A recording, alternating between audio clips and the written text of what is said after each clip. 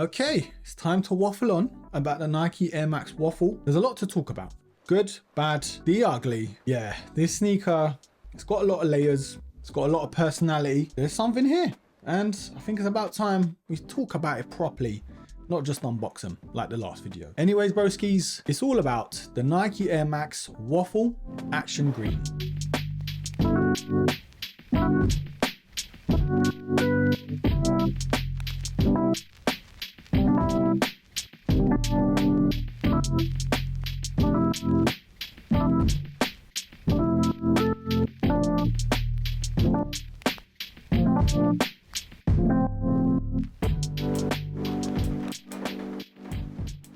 Okay, so unboxing this sneaker a couple days ago might be going against the grain in terms of what I first thought and in terms of what most people think about this shoe. Now, I don't think there's any sneaker that's made me feel as strongly on both sides of the coin than this pair. Before getting these in hand and seeing leaked images online or stock images, yeah, I was ready to give these a good hiding. And that's the vibe I actually had in the start of the video in the unboxing. But yeah, it's definitely a grower. Now, before we get into reasons why, let's talk about the box because it's your standard GR1. So let's get it out the way. Coming in that classic red that we normally get with Nike sneakers nowadays. But the product sticker does say Nike Air Max Waffle SP. And the official colorway is action green and black. So in terms of launch colorways, we've got this, we've got that purple that looks somewhat decent, giving me sort of voltage purple vibes. But the color that everyone is going for is the black. The triple black, not gonna lie, looks naughty. Don't get me wrong, the purple, super clean, and the black, yeah.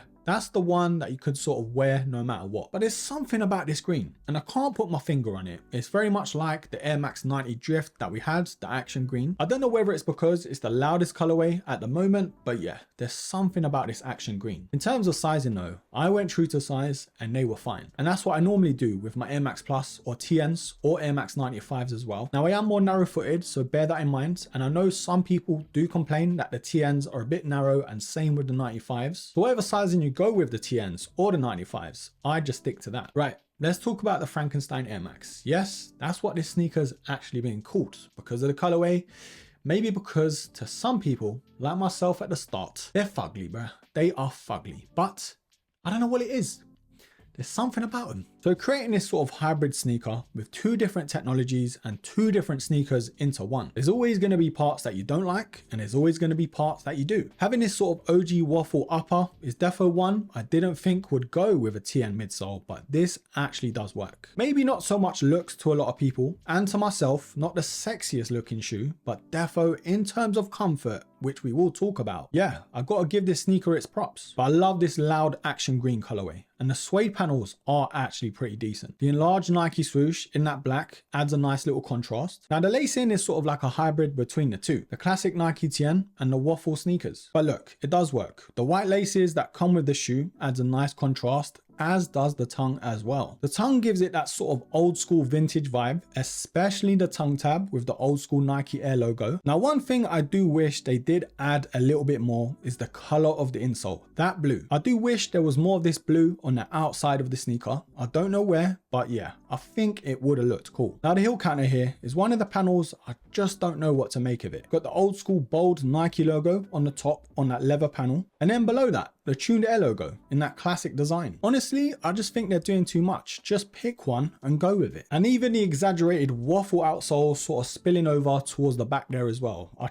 just don't like the look of that. One thing I do like though, and wish there was more of it, is the TN midsole. I like the colorway, I like how it's implemented, but at the same time, I wish it was all the way through. It's giving me sort of vintage vibes with that peach colorway with the red and the orange, but the waffle mid and outsole towards the forefoot. Honestly, I wish that's the part they changed. But some people might like it, and it might even grow on me, but I just wished. I wished the whole midsole was a TN midsole. And yes, as far as the outsole is concerned, it's the same. Love the colorway and the TN portion of it, but the waffle part, yeah, just not needed in my opinion. So one of the most polarizing sneakers I've ever set my eyes on, and it looks like it's the same for the community. I've seen all the comments, people trashing this shoe, and I get it, trust me I do. But some people on the other hand, absolutely buzzing that they've got them in. And to be honest, I get that too. But look, let's decide together, broskis, whether these are a buy or a buy.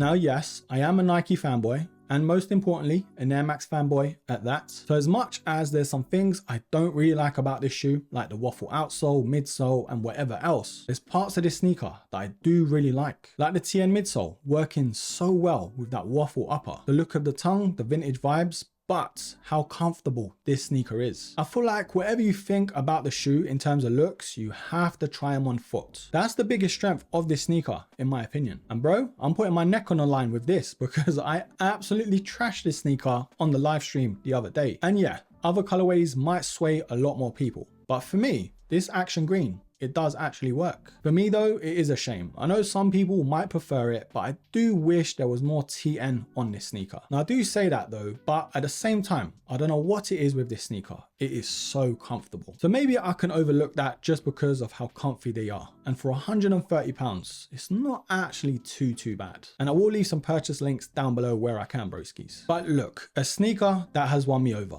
Didn't think I'd be saying that before I got these in hands, but here we are. I just know, yeah, I know the comments are gonna grill me. They're gonna grill this shoe, but look, if you like them, you like them. If you don't, you don't. For me though, yeah, I'm giving these an absolute buy. But leave all your comments down below. What do you think about the Air Max Waffle? Is it a sneaker that you're eyeing up? Are you waiting for the right colorway? Or is this an absolute miss? And as always, thank you so much for stopping by. Don't forget though, do all of that good stuff. Like, comment, share. And yes, until the next episode, take care.